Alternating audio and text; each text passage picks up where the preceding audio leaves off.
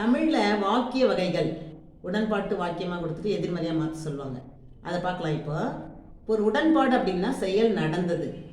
இதில் வந்து 2 வகை இருக்குது.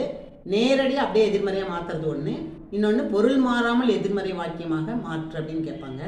அது பார்த்திங்கன்னா, நேற்று மழை பொழிந்தது அப்படின்றதுக்கு அப்படியே நேரடியாக சொன்னோன்னா நேற்று மழை பொழிந்தில அப்படி சொல்லிவிடுவோம்.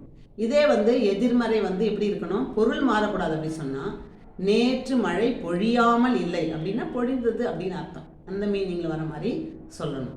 இப்போ நான் உங்களுக்கு ஒரு பாட்டு சொல்கிறேன் பாருங்கள், அப்போ உங்களுக்கு எளிமையாக புரியும்.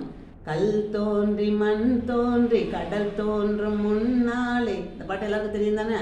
இந்த வரிகள் பாருங்கள், கல் தோன்றி மண் தோன்றி கடல் தோன்றும் முன்னாலேன்னா தோன்றாத போது அப்படின்னு அர்த்தம். அதாவது தமிழில் என்ன சொல்கிறாங்க, கல் தோன்றி மண் தோன்றா காலத்தை. இந்த தோன்றா அப்படின்றது எதிர்மறை, தோன்றிங்கிறது உடன்பாடு. இப்போ புரியுது இல்லையா? இன்னொரு வாக்கியம் சொல்கிறேன் பாருங்கள். நான் வாரத்தின் இறுதி நாட்களில் நூலகத்துக்கு செல்வேன்.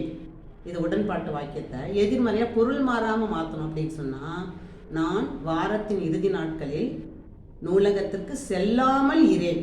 கடைசியில் அந்த 2 வார்த்தை மாற்றிட்டாலே போதும். இதுதான் வந்து எதிர்மறை. முயற்சி பண்ணுறீங்களா?